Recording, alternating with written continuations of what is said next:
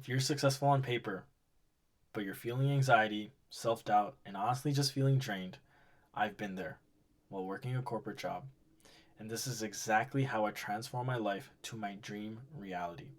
This is the exact spiritual roadmap and manifestation guide that you're going to get so you can remove pain and step into your dream reality. See, I went through a crazy mental health problem and I got out of it naturally through yoga, philosophy, and practice. I've traveled India, and from that knowledge, I've actually manifested so many things that were once a dream. For example, I moved to Chicago on the 53rd floor of a penthouse looking down at the bean right across Millennium Park on Michigan Avenue. I danced for the Detroit Pistons. I blew up my dance account to 33,000 followers. And now I'm in my dream city, San Diego. I also had the fortune, and I'm so grateful to witness the transformation of other people that I work with, from a Marine veteran to a doctor to entrepreneurs to a lawyer. So these are the kind of transformations that you can expect. Pause the video, take a look, read them, and be inspired. So my journey starts in 2019. See, I got into the number one major in the country for supply chain management at Michigan State University. I was also the dance captain and founder of a successful Bollywood team called Spartan Badmash. You can look at our performance on YouTube. And people knew my name across the country. And, you know, my jobs would be lined up for me, right? Because number one major, all the credibility, my everything was stacked on my resume. But I was unfulfilled. I had so much emotional baggage. I had to deal with friend drama, girl drama, night drama, distractions. And I really questioned, like, what is the meaning of life? Who am I? I have everything, but I feel nothing. I cannot be living like this because, time is limited. And because I partied too hard, got way too stuck in my head, I had a clinical condition called psychosis, and this was my rock bottom. Look at this. You can see it in my eyes, like that I'm hurting. And my thoughts were so loud, I couldn't taste my favorite food. I couldn't hear other people speak. My mom looked me into my eyes and said, I don't see my son. Where is he? Oh Bhagwan, please bring my son back. It was really scary and rattling. But fortunately, there was an intuition in my voice that said, you have to come back to the present moment. You have to do your duty as a student, focus, say no to everything else. So I quit my dance team.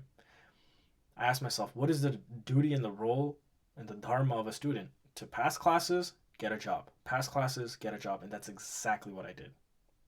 And at the end of senior year, I got the exact job that I wanted, which was a consulting job, work from home, and I get to stay at my parents' house, save money, eat my mom's food, right?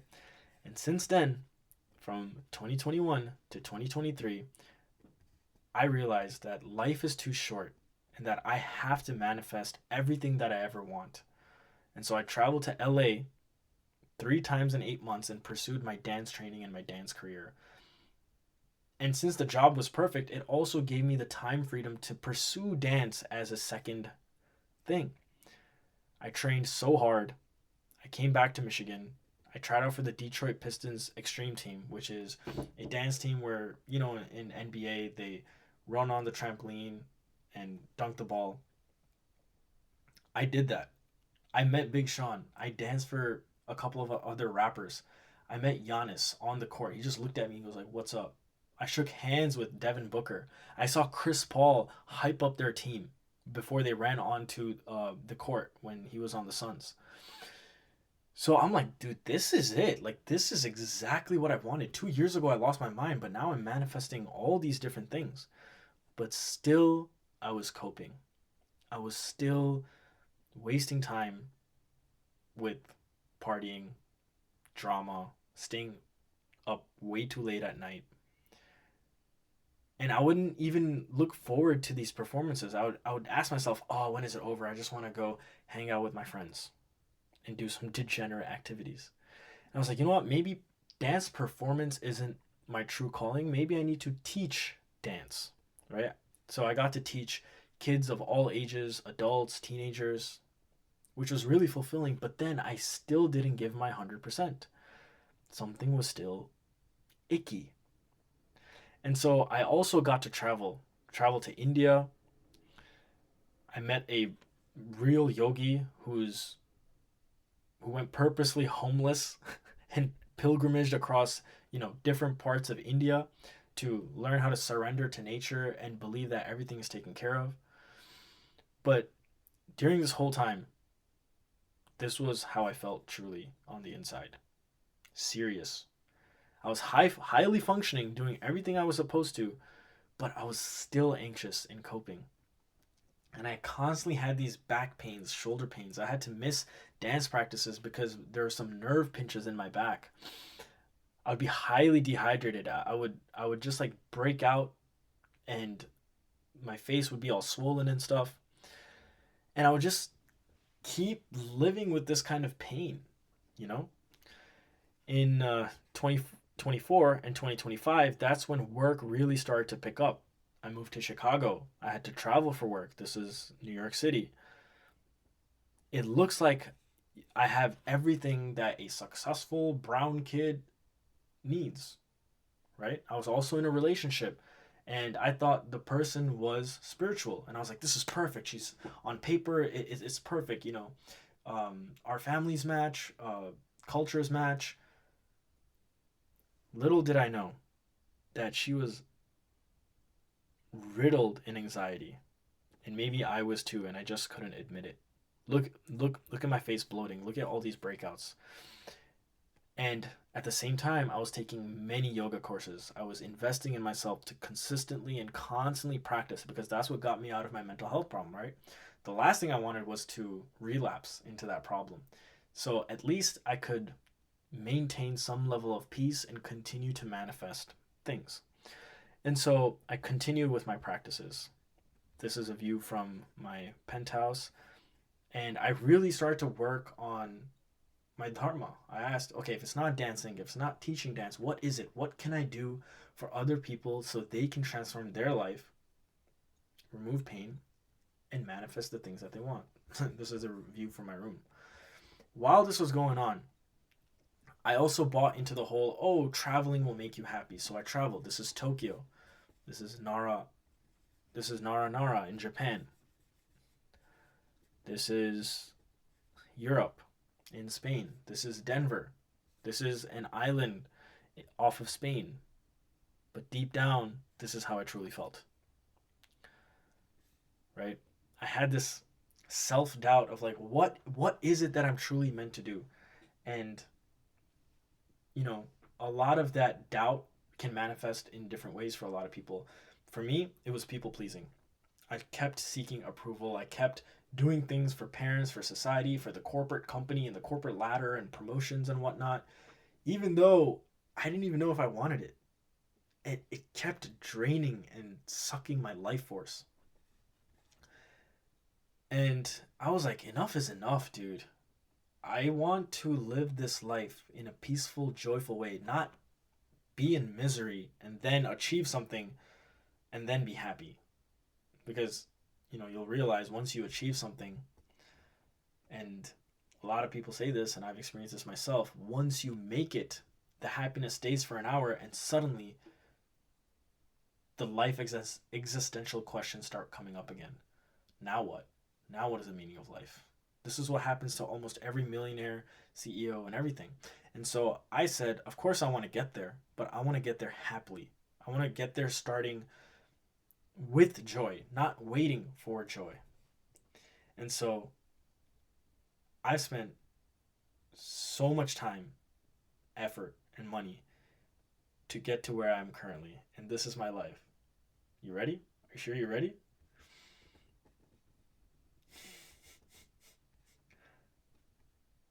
This is this is very close to where I live. It's off of a cliff where I can see the sunset. This is me in San Diego. This is my home, right? In 2025, I moved here in September. In 2024, I envisioned I want this to be my reality. I want to be able to experience nature and the divine at its fullest extent. I'm learning surfing. Look at this crazy manifestation. 2 bullseye in a row.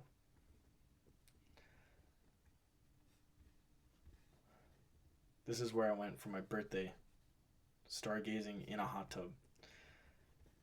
And I can fully and confidently say that I have electric energy. I have strong focus, and I have divine awareness about what really matters in life. And sure, I might not be rolling in millions, but my heart is so much at ease. My internal world is so grateful and happy. And so, how did I get here? I invested $20,000 into mentors, courses, silent retreats, education. Guru Pashupati, you can look him up on YouTube. I had a personal relationship with him and got to learn the Himalayan yogic techniques the proper way. I had trial and error with various different techniques. And so I put everything into my own unique framework. So I can easily talk about it, package it, and give it to you. I call it the Peak Framework.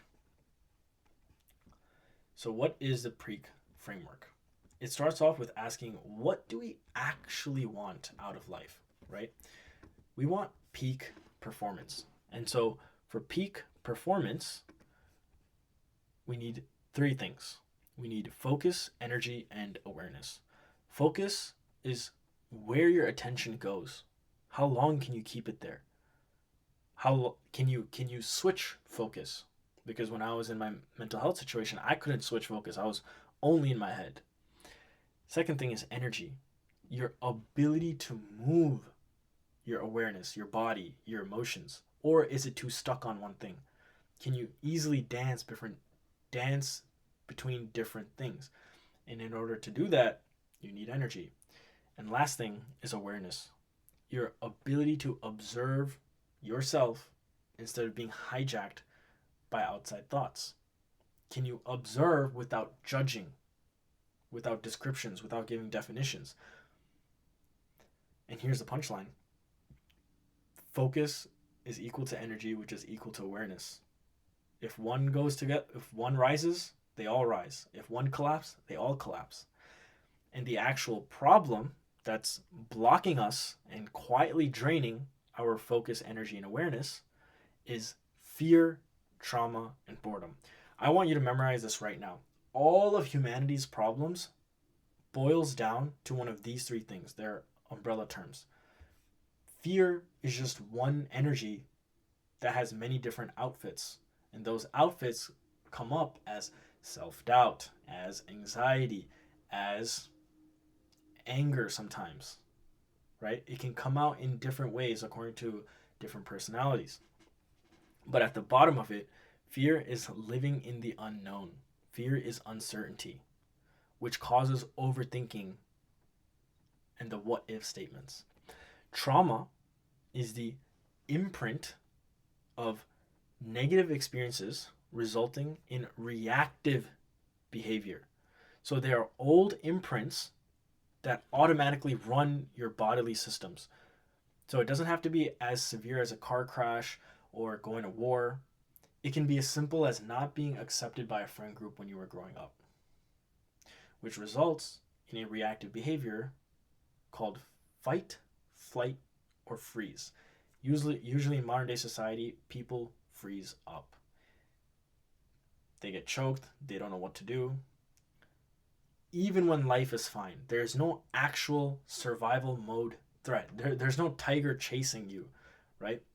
But all these ideas and concepts of failure and anything that has intensely emotionally impacted us will be perceived as life or death situation, and therefore we have fight, flight, or freeze. Last is boredom. Let's say you get rid of fear, you get rid of trauma. The only thing left is the void. The void you keep trying to fill with stimulation, with work, with scrolling, with dopamine. Because let's be honest, everybody's trying to fill that void. And you can either be a workaholic or an alcoholic. Either way, you're filling the void with something. And see, and these three aren't personality flaws. They're just symptoms of the ego and identification and mind identification. Because if you truly believe you are your character and you are your mind, you will get trapped in the mind body story of me, I. And if you look deep enough, there is no I, there is no me. There's only the observer witnessing the many roles that we play. I have many roles. I'm a dancer, I'm an employee, I'm a student, I'm a son, I'm a friend. I'm not just any one of those things. I'm witnessing all of those things. So, what is the true sense of I? And here's the identity switch. When you get stupid curious about that question, who am I? What is the thing that is observing everything? You're a seeker, right? And most high achievers are seekers. If you're successful on paper, you can take care of yourself, you can function, you can accomplish things, and you're deeply curious about the internal and spiritual world because you know that's probably where long-lasting happiness is. You are a seeker. You have high output, but internally there's some tension that we need to melt away, right? Seekers are those that are chasing clarity, peace, motivation, and confidence all at the same time. Now, the goal isn't to be more productive. The goal is to become a finder, right? Someone whose default state is clarity, presence, self-trust, and grounded power. Why? Because they have found what they truly are. They have realized they are none of these roles. They are not the ego. They are not the body. They are not the mind. They are not the emotions. They have found what they truly are. The soul, consciousness, nothingness. Words are not enough to explain the experience and the truth of what you truly are. You have to find it. You have to go on to this quest, this journey. So, how do you become a finder? Someone who finds their joy, the soul, the universe itself. See, you don't become a finder by thinking harder. In fact, analysis paralysis, your critical thinking, is one of the biggest problems because it's probably gotten you so far, but it's not going to get you to experience the truth of totality. You become a finder through these three things, right? Sorry, 4 things. I should probably change that right now. See, I'm not perfect. I'm not going to feel embarrassed. Part of me is going to be like, oh, start the video over, but it's fine. So, it's about these 4 simple principles that you can do every single day. Movement. I'm not talking about going to the gym. I'm talking about movement that you actually enjoy, that gives you joy. For me, that's dancing. What is that for you? That's why a lot of people do different hobbies like pickleball, volleyball, rock climbing, golf, all these sports. But if you just do 15 minutes of something that you truly enjoy, where you lose track of time because your inner child comes out, you will get more back into your body. The second thing is body, breath, mind alignment. Now, this regulates the nervous system and stops the spiral. The reason why so many people are frantic, even though everything is fine externally and on paper, is because there is some kind of mind and body misalignment. Look how much space there is for negativity to come in between. And the breath is what brings it together. So practice breath work, Wim Hof breathing method, meditation, running. Don't inhale through your mouth. Exhale through your mouth. A lot of sighs. Next, laws of detachment. You want to be able to experience everything, but not be spiritually and emotionally attached to anything at all. So this way you stop being run by thoughts, emotions, and roles. You are none of those characters, and each of those characters have their own emotions and own set of thoughts. You are the puppet master, not any of those puppets. But you can only be in the role of the master when you learn detachment. The best example is a cold water shower. Can you be in the cold water, accept the full experience of the cold, and not be carried away by the thoughts and emotions of like, oh my God, it's too cold, I can't do this, it's too uncomfortable? Or can you accept it and be like, yes, this is also a part of nature and I will totally embrace it? Just like all the other emotions and life experiences that come up and go away. You don't want to hold on to anything. You want to experience it all fully and let it go. That is detachment. Next is observing consciousness so you can effortlessly attract your desired reality. You want to be able to see nature and life for what it truly is. Where is the true source of energy? What are the 5 elements? Earth, water, fire, air, and ether. How can you truly have a balance of all 5? How can you quiet the mind and experience an ego death? This is where meditation comes in. This is where understanding that your identity is what controls your behavior and your perception is what controls reality, because you are God. The philosophy of non-duality shows that there is no separation. Duality is the 3D world. Up, down, left, right, hot, cold, solid, liquid, space, and clutter. Non-duality shows everything is just 2 sides of the same singular coin. Inside, outside. Soul, God. There is no separation once the mind dies. The mind is the separating tool. Sure, we need the mind, but it's just a tool. What if you identify yourself as a wrench? Imagine you using your wrench on dates. That's not going to go well, bro. So, how do we actually implement this? Right?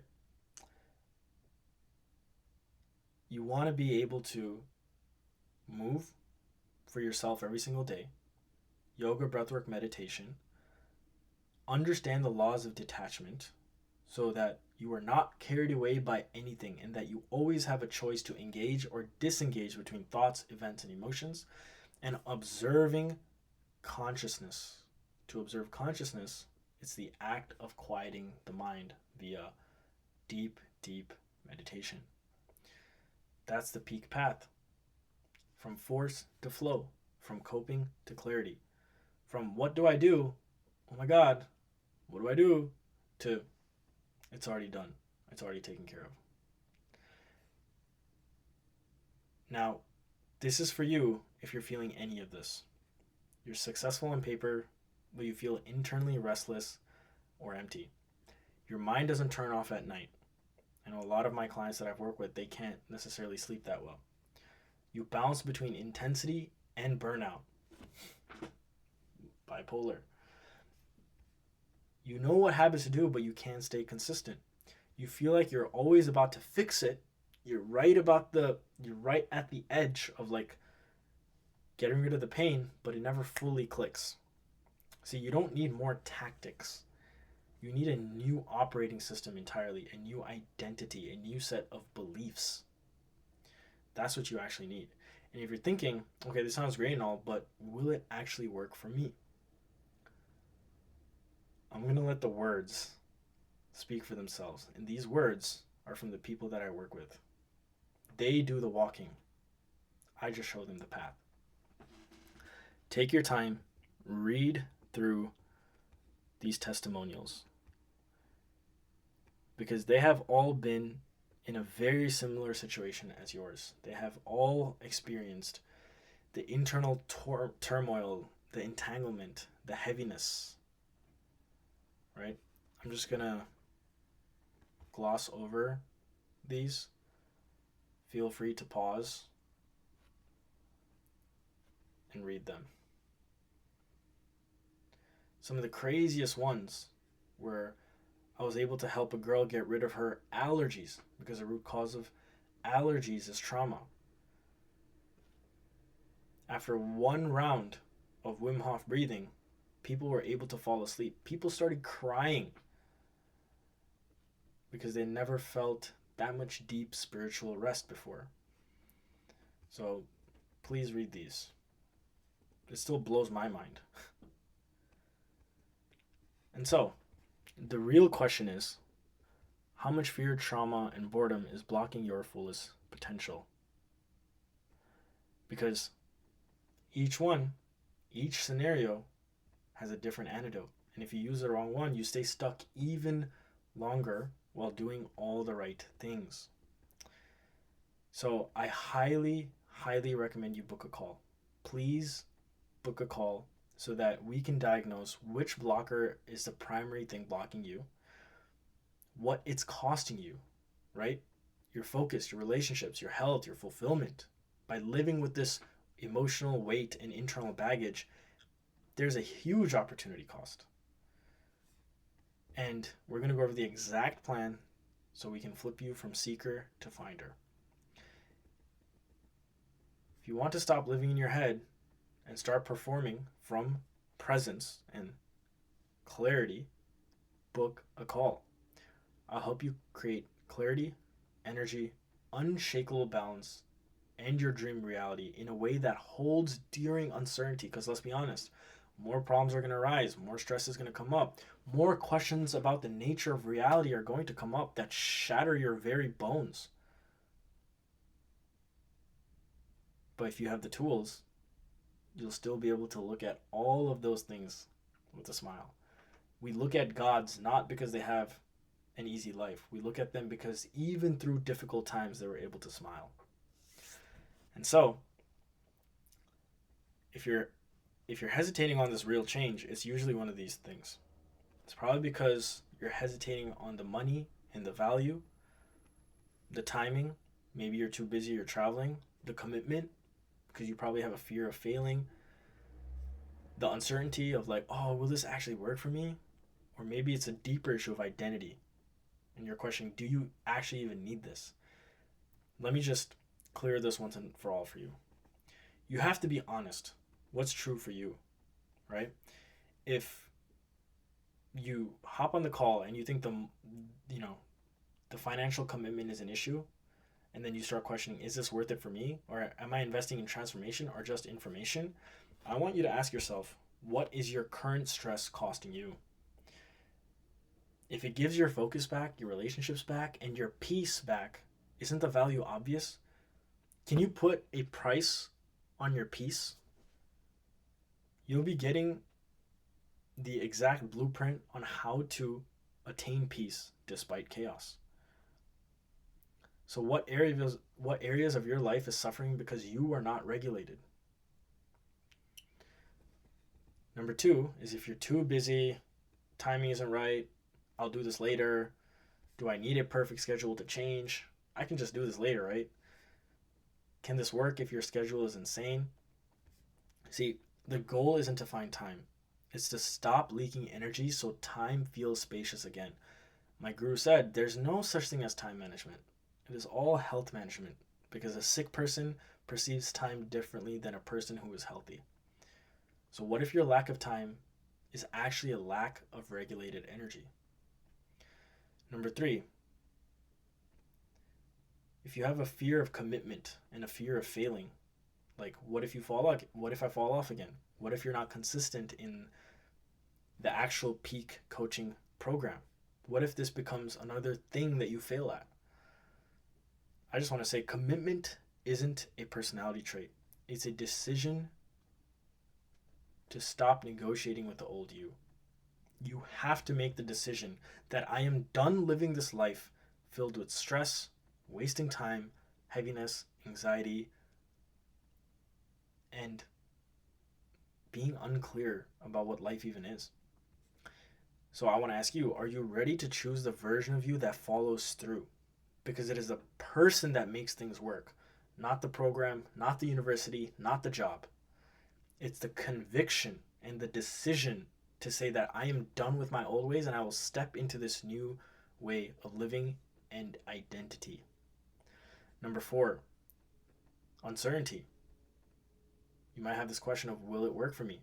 How do I know this will work for my life? Is it personalized or is it generic? What's the mechanism? It's not just motivation, right? I want to say it works when you stop asking if it'll work and you decide you're the one that will make it work. Are you looking for a guarantee, or are you ready to bring conviction and become undeniable? Last thing, if you're asking, do you even need this? Do I even need this? Am I you have to ask yourself, am I waiting for permission to choose a better life?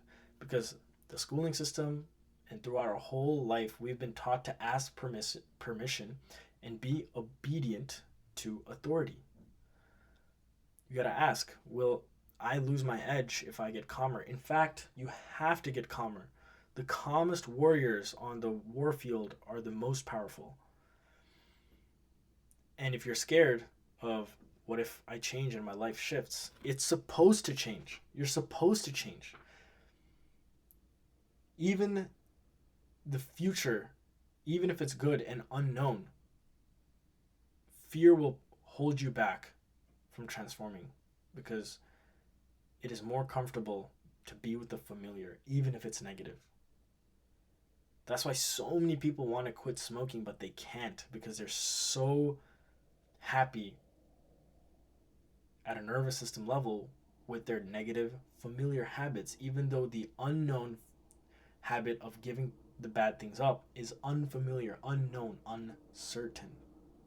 If you can't feel the misalignment, or if you can feel the misalignment, that's already the sign. It does not get clearer than this. So, what is your body asking for that your mind keeps negotiating with? If you're negotiating about changing your life, whether it's through booking a call, whether it's through committing to learning about spirituality, what is your mind negotiating with? Here's what I want you to hear. I'm not here to pressure you. If money is a real issue, I respect that.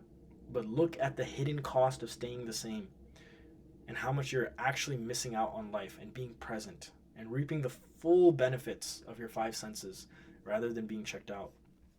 If timing feels off, remember, life is rarely going to slow down. Imagine your capacity getting stronger, especially when you have to juggle 100 balls. If you fear commitment, you're not committing to perfection. You're committing to remembering who you really are. Your inner child. You're a burning ball of light. It's just been covered up with matrix slop. You don't need certainty. You need a decision you respect. I've gone through this multiple times with my own mentors and coaches, and I do not regret a single penny that I invested. It's truly changed my life. And you don't need permission to deserve peace. There's no pressure, just truth. If you've gone this far, that means the universe is calling you. Do not brush this off. Not many souls get exposed to existential truth. So stay peaked. Even if you don't book a call, I want you to explore these questions of what is reality, who am I, what is existence, why am I put onto this earth? You're born onto this earth as a human to explore and escape the matrix. Sorry, there's a fighter jet flying above me right now. You are blessed for coming across this message, so please take action. Please book that call. Do it for yourself. Don't even do it for me, because my life doesn't change. My life stays the same. It's your life that is riding on this transformation. But then again, if you don't get it this life, maybe next lifetime. Thank you for staying for the end of this video. Always remember, the truth is within.